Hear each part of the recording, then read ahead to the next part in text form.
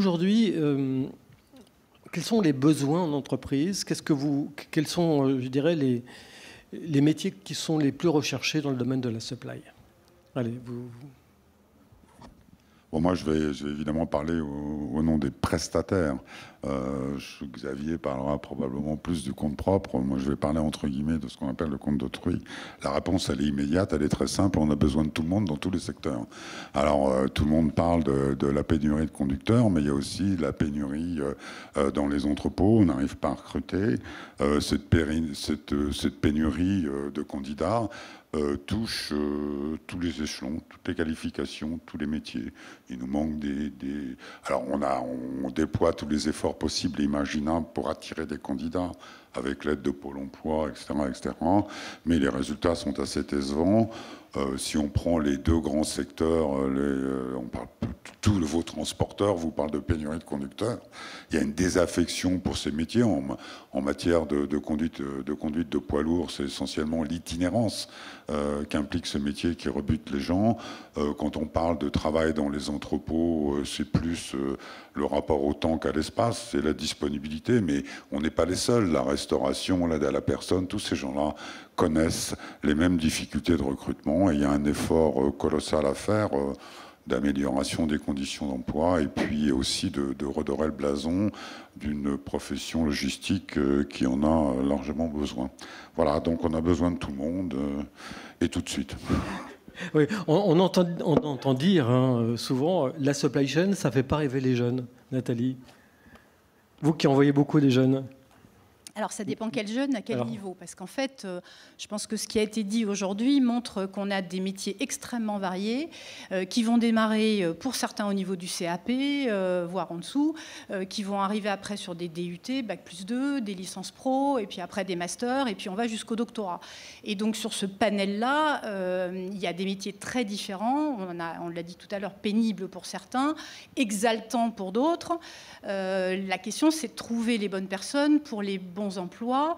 Et effectivement, il y a des choses dans la supply qui font plus rêver que d'autres. C'est évident. Et autant j'ai la sensation, et la journée d'aujourd'hui pour cela me donne un certain espoir, c'est-à-dire qu'on voit bien que le rôle stratégique que nous, en recherche, on défend depuis les années 90, parce qu'on défendait dès les années 90 avec la SLOG et d'autres associations, et avec les chercheurs en Europe, entre autres, on défendait cette idée d'une supply chain stratégique, ce qui nous a amené d'ailleurs à créer dès les années 90 les premiers DESS en la matière, Aix-Marseille ayant eu le premier des DESS en management logistique.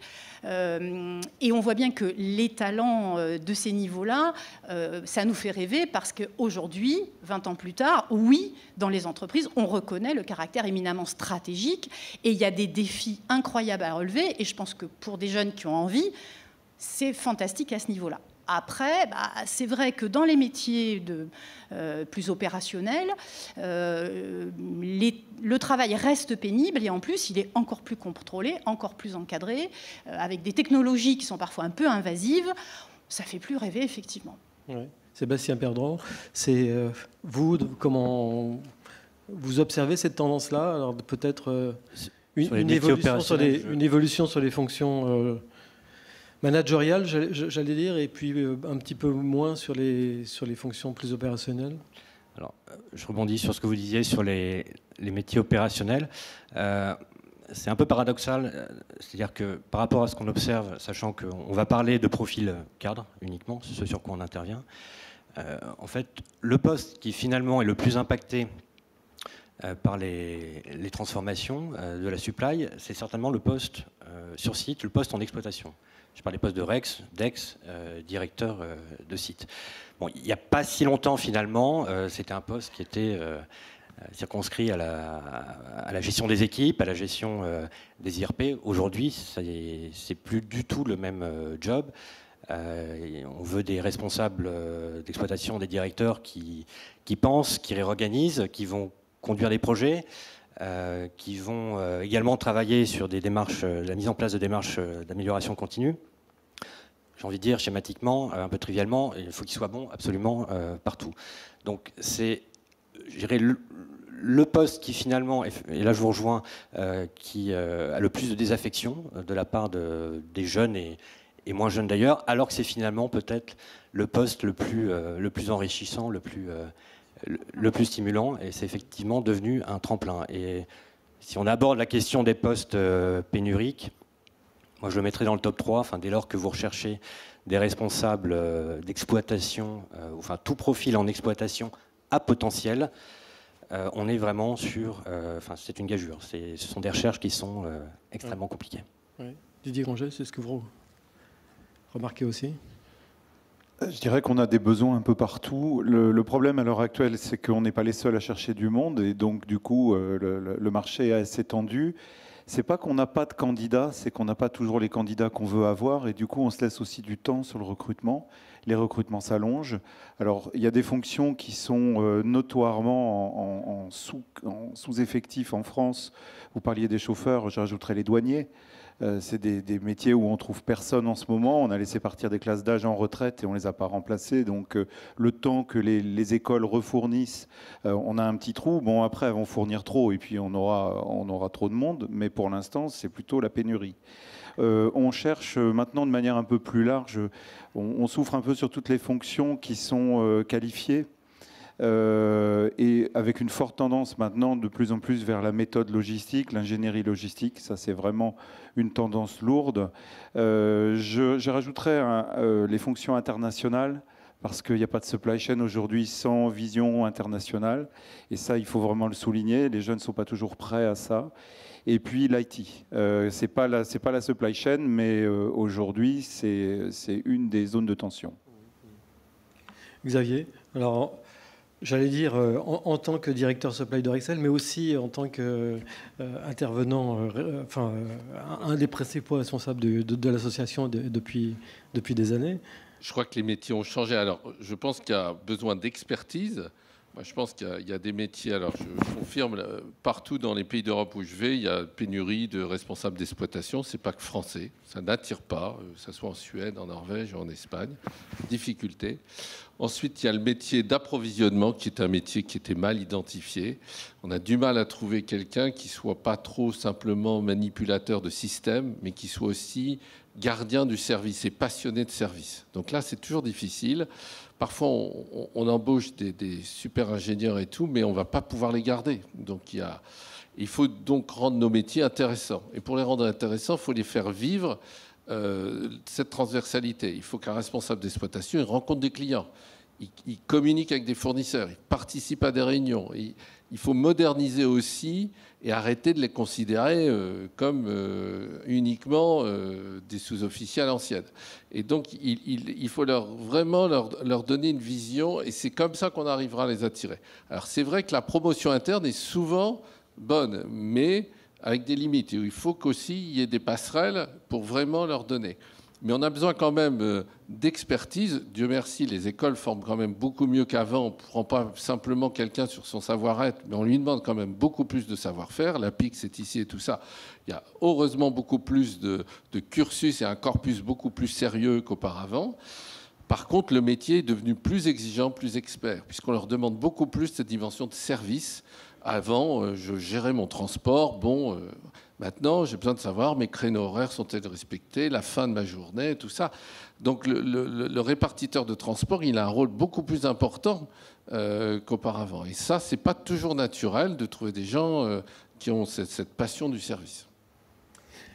Alors, Ilan Benaïm, volontairement, je termine par vous parce que... Moi, j'ai une lecture un peu différente. Je voulais vous dire, est-ce que finalement, le e-commerce et des sociétés comme Vente Privée n'ont pas donné un coup de jeune à la supply chain, dans la mesure où déjà c'est une grande partie de votre activité, hein, et puis finalement c'est une image aussi de nouvelle, de dynamisme. Enfin, c'est quelque chose de nouveau qui peut inspirer davantage les jeunes que des entreprises plus traditionnelles, je vais dire. Voilà. Merci. J'ai une clé de lecture légèrement différente, dans le sens où nous, dans l'e-commerce, c'est du commerce, et l'e-commerce ne représente que 7% du retail. D'accord ? Donc on dit qu'on vole le job de tous. Non, on est peu nombreux, Donc c'est pour ça qu'on fait des gros chiffres. On prévoit aujourd'hui ces 3 milliards dans 14 pays en seulement 15 ans. Mais on est dans un nouveau monde. On est dans un monde que... Tout à l'heure, quand j'écoutais le super discours de Carrefour, ils ont un nouveau patron, ils ont un nouveau dynamisme, etc. Mais la concurrence mondiale aujourd'hui, elle n'est plus entre les petits et les gros, elle est entre les rapides et les lents. Et le problème, c'est qu'il y a des gros rapides. Vous pensez Maintenant, vous pensez à personne. Et ça, c'est un énorme problème. Quand vous voyez que vous avez quelqu'un qui est capable de faire 20 milliards de croissance en un an, imaginez entre janvier et décembre la différence. Moi, quand je fais 200, c'est genre la terre a tremblé. Donc, c'est ça ce qu'on doit faire. En fait, on doit associer et trouver de l'agilité. Pour trouver de l'agilité, c'est très facile à dire. On dit qu'il y a des méthodologies, il y a des trucs. C'est pas vrai. C'est d'abord une philosophie. Et pour remettre de l'agilité dans nos organisations, il faut re-responsabiliser les gens. On a des organisations où le droit à l'erreur n'existe plus. Plus on est gros, moins le droit à l'erreur est vrai. Pourquoi ? Parce que le bug avant coûtait 10 000 balles, maintenant il coûte 1 million. Et donc, il faut redonner de l'agilité. Nous, ce qu'on fait aujourd'hui, c'est qu'on découpe en très petites équipes, très petites unités. Les opérations ne font plus de projets. Parce que j'ai jamais vu une organisation qui veut maigrir. Une organisation de 200 personnes qui veut passer à 50, je ne connais pas. Je ne vois que des organisations qui passent de 200 à 500, à 1000, etc. Donc ce qu'on fait, c'est qu'on fait un peu comme les Américains, c'est qu'on sépare innovation et opération. Il y a des gens, ils sont uniquement en train de regarder, là, je peux passer de 50 à 30 et gagner un truc. Donc on ne licencie pas des gens, on supprime des postes. D'accord ? C'est vraiment très important. Nous, on réutilise pour faire un métier d'humain. Donc on met beaucoup d'ingénieurs. Là, on est sur un programme de recrutement, on est à 600 ingénieurs, on va être 1000, pour justement éviter d'avoir des Français, avec des salaires français, dans des mètres carrés français, faire du travail laborieux. Il faut qu'ils fassent du travail humain, du travail à valeur ajoutée. Et donc, pour ça, on utilise ce qu'on appelle l'intelligence artificielle et l'informatique. Mais il est très important pour faire ça d'aller vite. Moi, quand tout à l'heure, on parlait d'omnicanal, mais ça fait 10 ans qu'on parle d'omnicanal et je ne l'ai jamais vu. 10 ans. Et quand le mec il me dit je fais de l'omnicanal, il a un site web et une boutique, ils se parlent. Et ils font 4 commandes par jour. C'est pas ça l'omnicanal. L'omnicanal, c'est que mes produits, je peux les vendre dans le monde entier, sur toutes les plateformes, sur tous les trucs, sur Amazon, sur trucs, etc. Et ils le font pas. Pourquoi ? Parce que l'organisation est en silo. Et on peut pas fonctionner comme ça. Si vous allez voir Facebook, quand vous leur dites combien vous êtes, ils disent on est 1000 équipes de 6. Tu dis quoi ? Tu as besoin de 6000 personnes pour faire une petite app sur un téléphone ? Non. Mais ce qu'ils font, c'est qu'ils ont plein de gens qui travaillent sur des sujets. Et tous les mois, il y en a 30 ou 40 qui arrivent sur le bureau du boss et qui disent voilà, on a trouvé ça qui vont améliorer la boîte. Et lui, il est là et il choisit. Et vous, vous avez du mal à recruter ? Est-ce qu'il y a des fonctions clés que, par exemple... Non, on a du mal à retenir. On a un nom assez sexy. Oui. Donc, et on a plein de meufs. Donc ça attire beaucoup les mecs. Et elles sont très jolies. Non, je plaisante. Elles sont très jolies, non, ça c'est vrai. Ça. Alors, en tout cas, mais on a du mal à les retenir. On a du mal à les retenir parce qu'on a un métier très usant. Vous savez, quand vous faites 15, 20, 30% de croissance par an, c'est pas la même boîte en janvier qu'en décembre. D'accord ? Et des fois, vous avez des mois de janvier qui sont supérieurs au mois de décembre, là où tout le monde, au mois de janvier, allez, c'est les soldes, on se calme. Non, nous, c'est pas ça. On peut avoir un rythme comme ça qui est très usant. Donc, on a des fois des experts, des gens qui arrivent avec un bagage, vraiment une belle histoire, un bon savoir-faire. Ils sont dépassés par la vitesse à laquelle ça va, parce qu'il faut qu'ils changent eux-mêmes tout le temps. Je ne peux pas garder le même processus quand je fais 30% de croissance, je ne peux pas garder la même regard. Donc, on va plutôt chercher des jeunes qui ne savent pas que ce n'est pas possible. D'accord ? Et on va plutôt faire des petits trucs et donner sa chance aux trucs. Et maintenant, sur les métiers, c'est vrai que nous, on va chercher dans l'industrie, dans le truc, enfin, toutes les idées sont bonnes à prendre. Mais...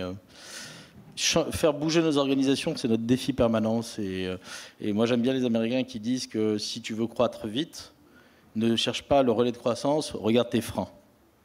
Et quand tu regardes tes freins, ce qui te ralentit ta croissance, souvent, c'est ton orga ou tes humains. Voilà. Alors, on a parlé un petit peu des métiers actuels. Le sujet d'aujourd'hui, c'est surtout les métiers du futur, comment tout ça va évoluer et comment les entreprises se préparent finalement à ces changements. Alors, il y a des nouvelles technologies qui arrivent, il y a beaucoup d'informatique, il y a beaucoup de digital. IFARG, comment les professionnels doivent se préparer à ce changement qui est déjà amorcé et qui va s'accélérer dans les années qui viennent. D'abord, ce qu'il faut comprendre, c'est que la profession a su, moi ça fait 30 ans que j'ai fait ce métier pendant 30 ans, je sortais de l'industrie automobile, quand je suis arrivé dans le transport, j'ai tout de suite détesté. Et un des facteurs qui m'a fait détester, c'était le côté low culture du transport à l'époque. J'étais dans une très grande entreprise, j'avais comme collègue Xavier, on devait être les deux seuls à avoir été au-delà du bac, quoi. Ça a beaucoup changé parce qu'à l'époque, on était dans l'exécution. Et puis rapidement, devant la demande des clients, on est passé, c'est le 3PL, à la planification. Et après, on est même passé à la conception. C'est le 4PL. Donc on a su prendre cette révolution. Il n'y a aucune raison qu'on ne sache pas évoluer maintenant. On est passé du simple déplacement des marchandises à la conception des process, sur des chaînes logistiques qui étaient de plus en plus tendues, internationales, avec des lead times. Ça a commencé par l'amont avec les industriels, ensuite avec le e-commerce. On a su s'adapter à tout ça. Et surtout, on a su aborder le traitement de la data, parce que là, ça a été la véritable révolution. Ça ne sert à rien de transmettre un colis s'il n'y a pas d'information avec. La douane, c'est jamais que de l'information à transmettre. Donc on a su prendre ces virages et passer de la simple exécution, encore une fois, à la planification, à la conception. Alors, moi, les deux évolutions que je vois dans ces métiers, c'est que on sera moins nombreux, parce que les entrepôts vont être automatisés, parce que les véhicules vont devenir autonomes. Enfin, je dirais, ça va peut-être un jour résoudre le problème des cheminots. Vous imaginez la SNCF sans cheminots? Non, j'ai pas dit ça. J'ai pas dit ça. Où j'en étais, je sais même plus. Oui, on va être moins nombreux. On va être beaucoup plus automatisé. Et donc, il va falloir prendre ce virage. Et ce n'est pas, c'est pas fini. C'est pas fini parce qu'il y a encore deux révolutions qui, à mon avis, vont arriver. Donc, robotisation, véhicules autonomes, c'est la première. Et la deuxième, c'est les objets connectés, l'IoT. On est encore dans le transport.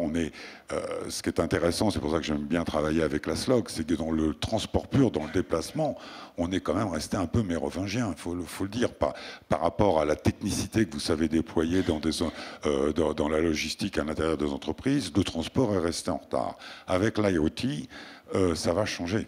Ça va changer complètement parce que là, il va y avoir des opportunités fantastiques avec une meilleure planification, avec une collecte des informations beaucoup plus rapide et beaucoup plus exacte, de pouvoir massifier enfin, de remplir un peu mieux les camions, quoi, qu'ils soient pas si mal remplis que ça. Je ne veux pas plaider pour la route, mais quand on dit le taux de remplissage est de 80% selon le CNR, c'est toujours les chiffres que je prends, c'est colossal. Hein. Le train, c'est moins de 50%. Les bateaux qui repartent en Chine, ils sont pleins, mais de containers vides.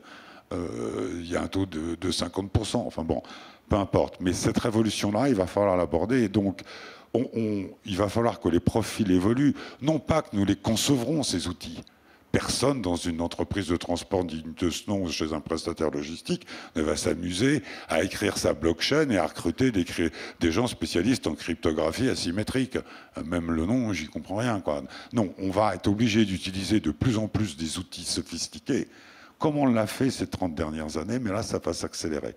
Donc les métiers du futur, c'est les mêmes que maintenant, mais avec des outils beaucoup plus sophistiqués, moins nombreux, moins d'exécution, plus qualifiés par les outils qu'on utilise.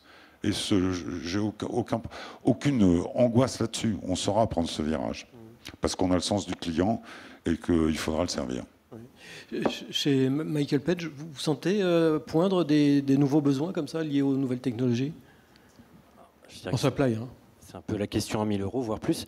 En l'occurrence, sur les data, enfin, je dirais la question qui intéresse tout le monde, c'est quid de l'incidence du big data sur les métiers de demain. Je vous rejoins assez à savoir que c'est d'abord des systèmes de plus en plus puissants qu'utiliseront des personnes qui sont déjà sur des métiers existants. Après, ce qu'on voit quand même apparaître, enfin se développer, c'est le poste de data analyst. Il n'est pas nouveau, il existe depuis, entre guillemets, la nuit des temps. C'est juste que jusqu'à il n'y a pas très longtemps, il était essentiellement localisé au sein des DSI ou des directions digitales. On commence à le voir apparaître au sein de directions métiers. C'est très récent. Ça fait 2-3 ans qu'on voit des analyses supply chain dans quelques grands groupes automobiles, notamment distribution. Donc on peut effectivement s'attendre à ce que ce poste apparaisse, se développe. Donc on va parler de collecte, de stockage, de données, de l'ensemble des données, qu'il s'agisse de la donnée interne, de la donnée non stockée en externe, et avec la part d'analyse qui convient. Pour le poste de data scientist dont on parle beaucoup, ça reste quand même pour nous une spécificité du digital. Ce sont des profils de statisticiens, des profils gérés très matheux, qui travaillent à l'élaboration des modèles prédictifs. Je ne pense pas qu'on les verra apparaître demain au sein des directions supply chain. Après, en termes de nouveaux métiers, forcément la mécanisation a un impact. On commence à le percevoir sur des postes de chef de projet, chez les chargeurs, chez les distributeurs et prestataires, bien évidemment. Donc, jusqu'à maintenant, je dirais plutôt des profils qu'on va trouver chez les constructeurs et qu'on commence à faire venir chez les chargeurs ou prestats. En matière d'automatisation, de mécanisation, forcément, on commence à voir apparaître des postes en maintenance préventive, curative, là aussi plutôt hébergés chez les constructeurs ou des prestataires. Et après, si on se projette un peu, enfin, si vous me demandiez quel est le poste non existant ou à peine existant qui apparaîtra demain, je vous répondrai ce qu'on pourrait appeler un designer logistique. Enfin, c'est ce qu'on entend depuis ce matin, des flux de plus en plus étendus, de plus en plus complexes, qui vont de plus en plus vite. Très logiquement, les schémas logistiques vont devoir s'adapter encore plus vite. Donc, on peut imaginer quelqu'un qui va travailler à une redéfinition, entre guillemets, permanente des circuits de distribution. Les barycentres ne sont plus figés sur 1-3 ans. Aujourd'hui, ils doivent être davantage mouvants. Avec l'apparition des DMRP, si j'ai un peu compris ce dont il s'agissait, on peut imaginer des entrepôts, des stocks qui vont apparaître, enfin des emplacements de stocks finalement qui vont se multiplier. Donc, ce poste-là, pour moi, va se développer, là aussi, tant chez les industriels que les distributeurs. Alors, ce sont des compétences qui existent, bien évidemment, chez les prestataires. Ce qui me fait aussi dire que c'est un poste du futur, d'une certaine façon, c'est que vous avez une certaine appétence des profils chez les prestataires à passer à un moment ou à un autre chez les chargeurs. Et en l'occurrence, on parle d'une profil rare. J'évoquais des postes pénuriques par excellence. Lui est dans le top 3 également. Les postes d'ingénieur études, de chef de projet études sont pas rarissimes, mais rares.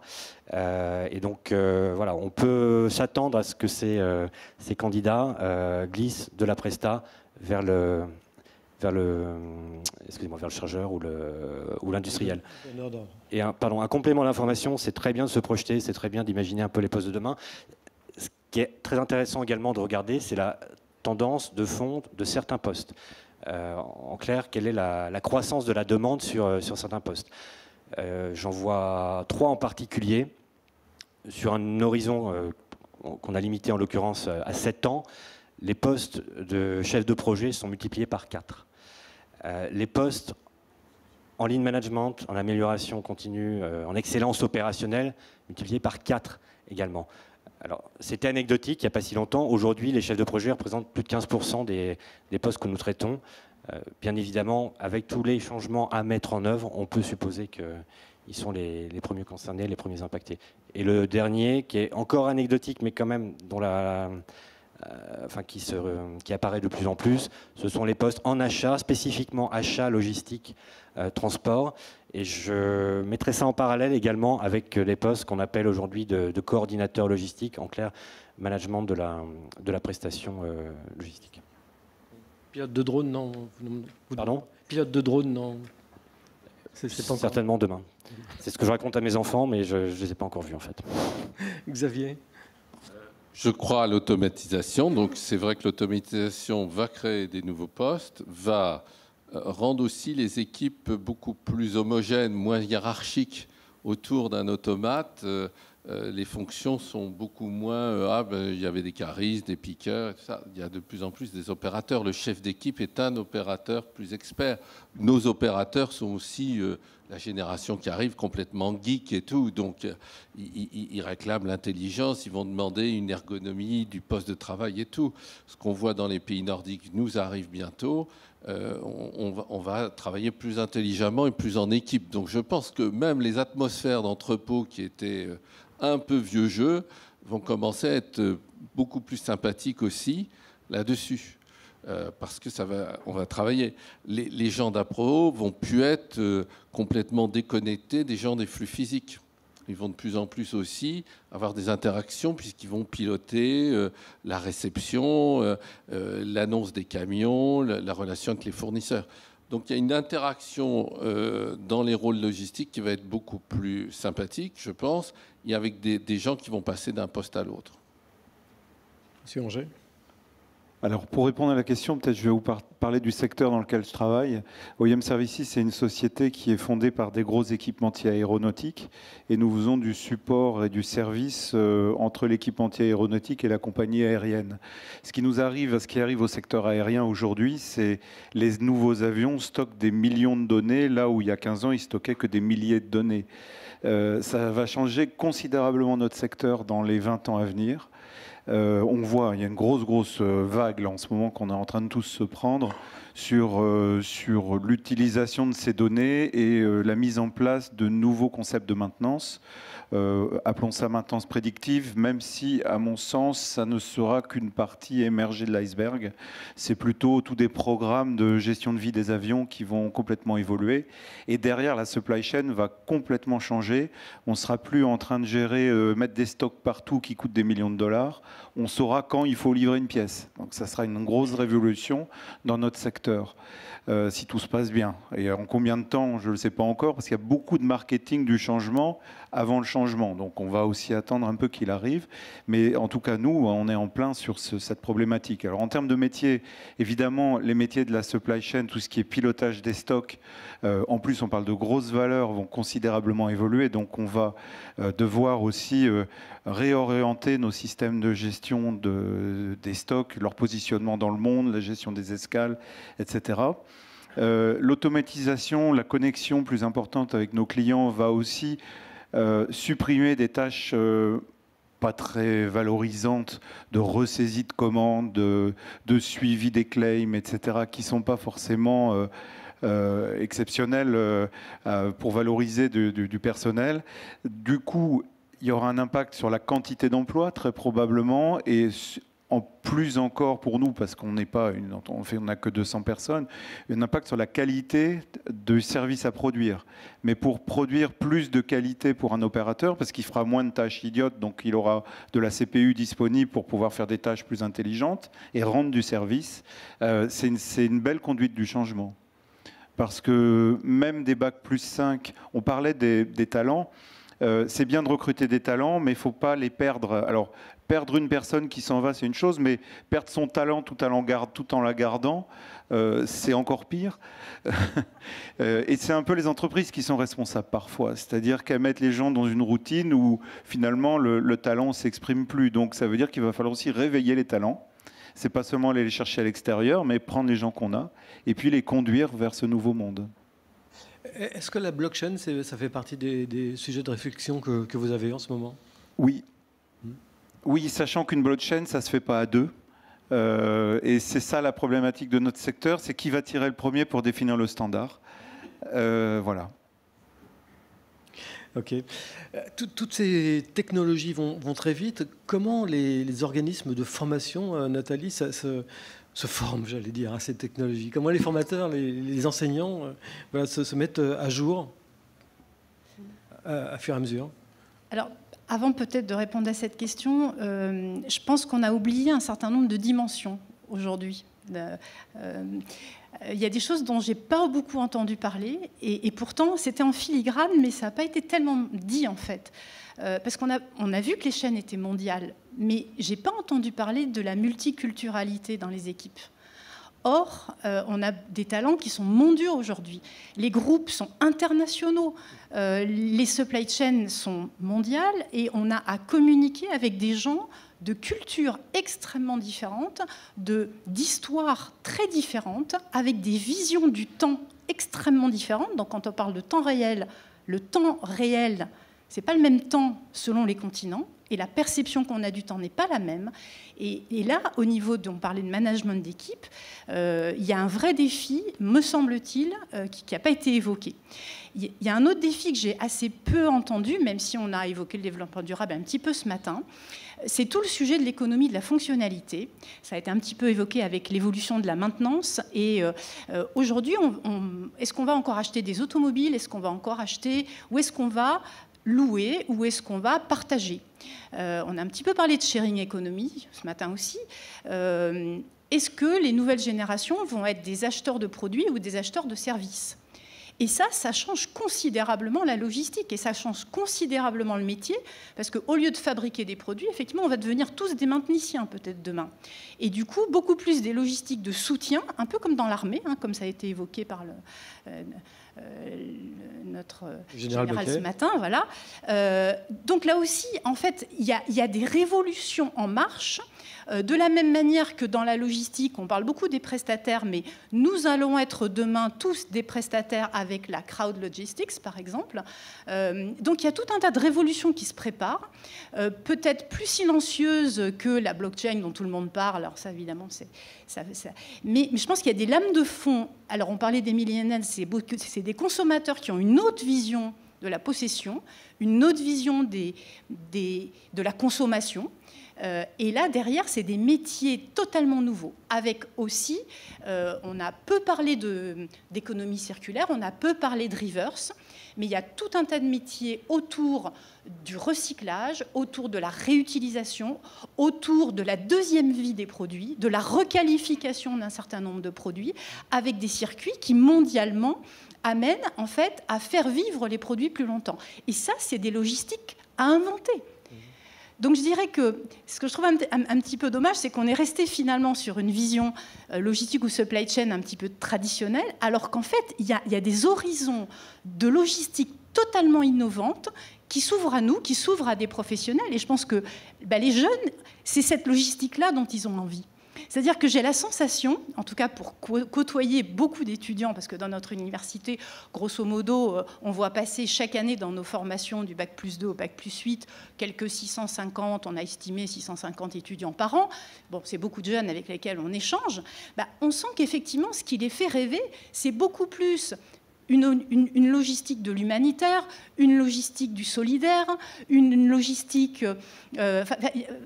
Alors, qu'est-ce qu'on fait? Parce que finalement, ils sont aussi en rupture, pas seulement par rapport à des métiers, mais par rapport, certains, en fait, à une idée de ce que doit être l'entreprise, peut-être aussi. Et ça, je pense qu'il faut aussi le prendre en compte. C'est-à-dire qu'ils sont à la fois très agiles avec les nouvelles technologies, très en demande de métiers intéressants, où ils vont s'éclater.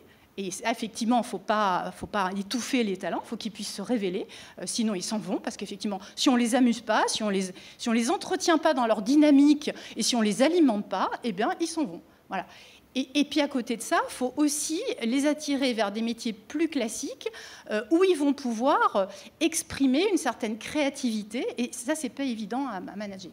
Alors, pour revenir à la question, parce que c'était quand même aussi la question qui était posée, ce qui est très compliqué, et je pense que tout le monde l'imagine dans une salle, quand vous avez un programme de formation qui fait, pour les plus courts, 250 heures par an, à 1000 heures par an pour les plus gros programmes en logistique, selon les types de formats, si vous devez traiter du digital, de l'expérience client, du transport, de la douane, si vous devez traiter des questions géopolitiques, parce qu'on ne l'a pas évoqué, mais si vous devez parler de risk management, parce que ça aussi on en a assez peu parlé, mais ça fait partie quand même des sujets, et tout ça en 250 heures, vous ne pouvez pas tout faire.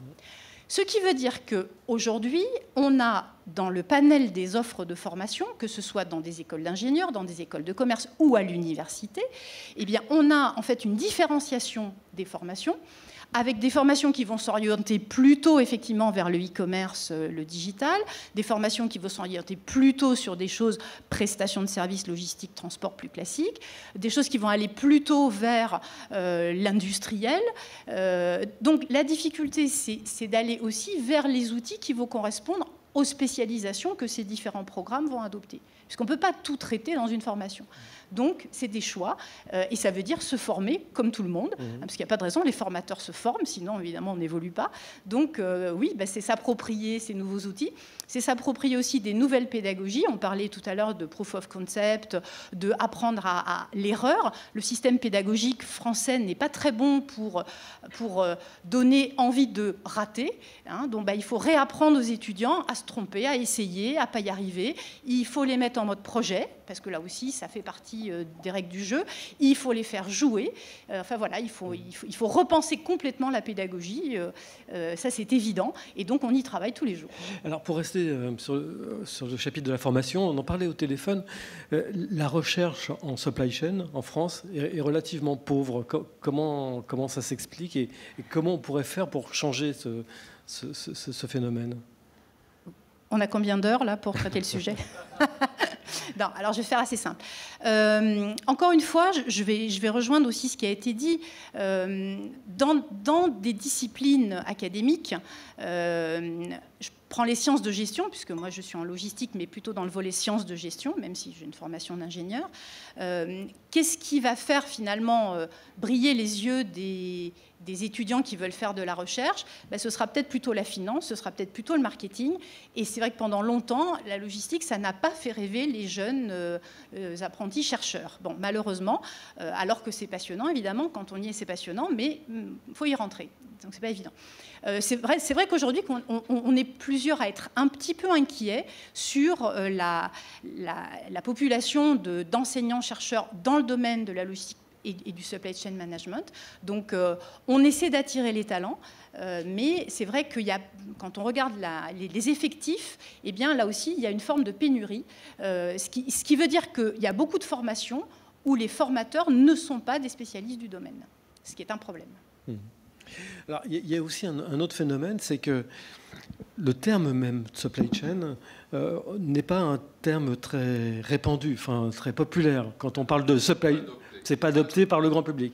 Ce qui fait que il n'y a pas forcément, enfin un étudiant ne va pas faire spontanément de la supply chain parce que ce terme-là ne lui évoque pas forcément tout de suite quelque chose de bien précis. Est-ce qu'il n'y a pas aussi un effort de la part des enseignants, des associations comme la SLOG ou d'autres associations ou d'autres...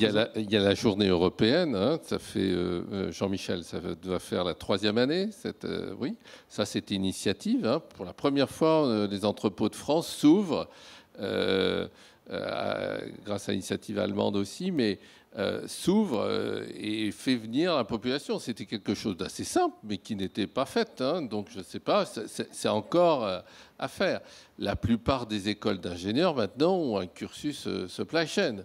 Donc, voilà, il y a quand même... Mais c'est vrai que pour raconter à sa belle-mère qu'est-ce qu'on fait, on peut dire logistique, parce que supply chain, elle ne comprend pas. Et il y a beaucoup de gens qui disent, mais c'est quoi ton métier ? C'est quoi, ouais. Bon, donc on va encore faire, mais il faudra une génération peut-être pour que parce que, comme on l'a dit, on vient du transport, excuse-moi Yves, et avec une connotation assez lourde, hein, et pas très attirante du routier.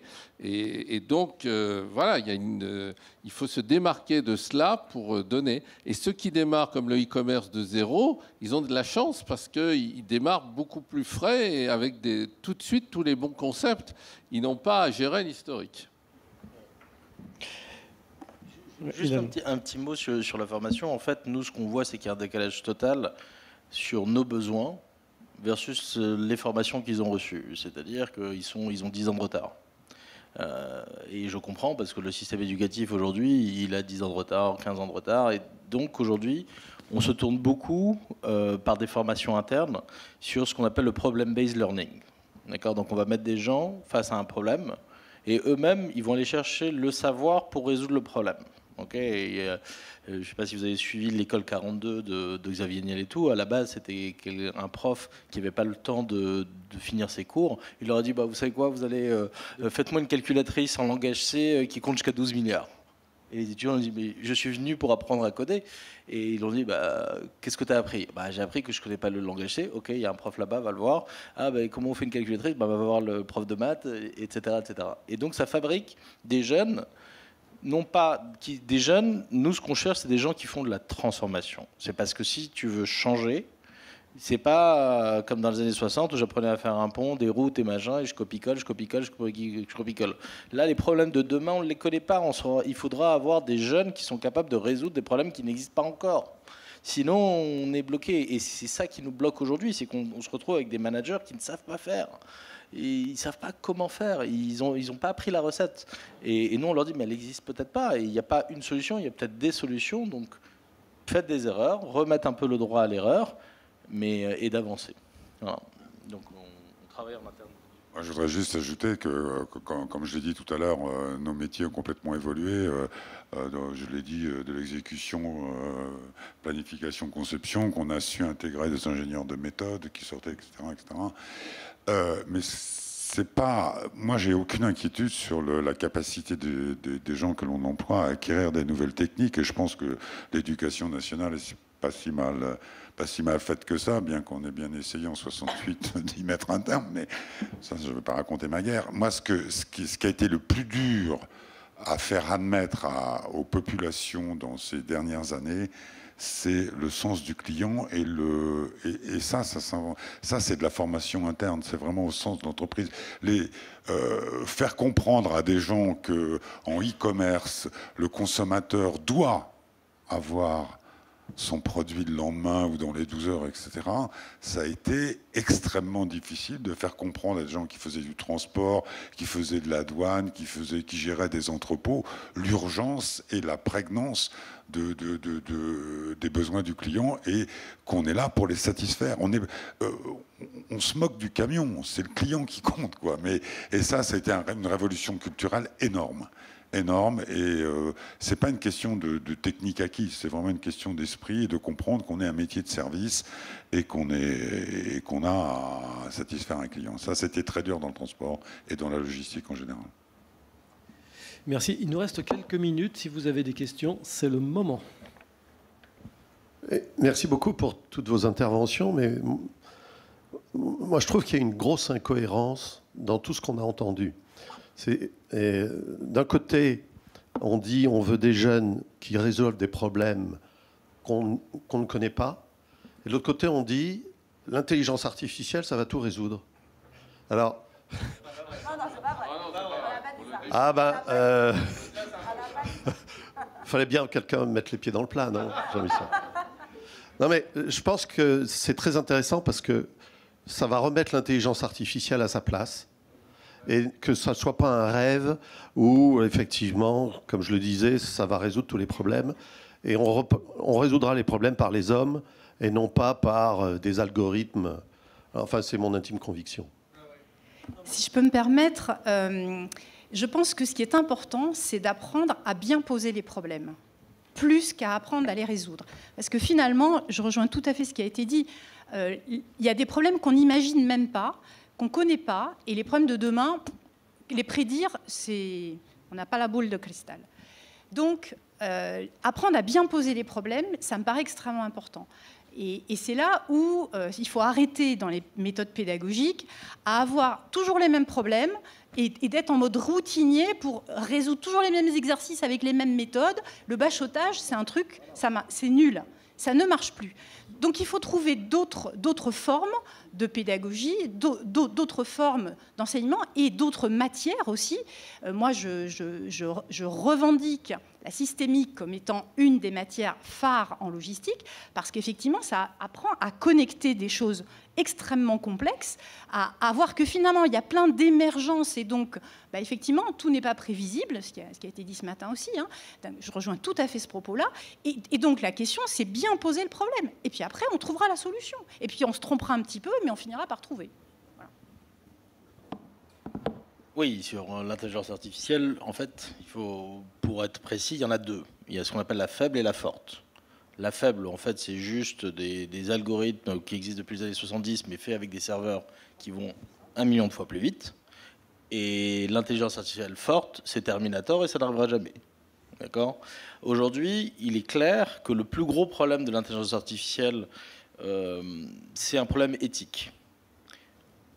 Aujourd'hui, quand tu reprends, moi j'ai rencontré les grands patrons de l'intelligence artificielle de Microsoft, de Google, etc., etc. Et les mecs te disent, nous on a un problème, c'est qu'à un moment, on ne peut pas laisser la machine toute seule, il faut qu'il y ait un humain qui décide pour elle. Par exemple, j'ai une voiture autonome, et il y a un papa, son fils, le chien et le mur. Il va y avoir un accident, je tue qui ? Et on ne peut pas laisser la voiture décider toute seule.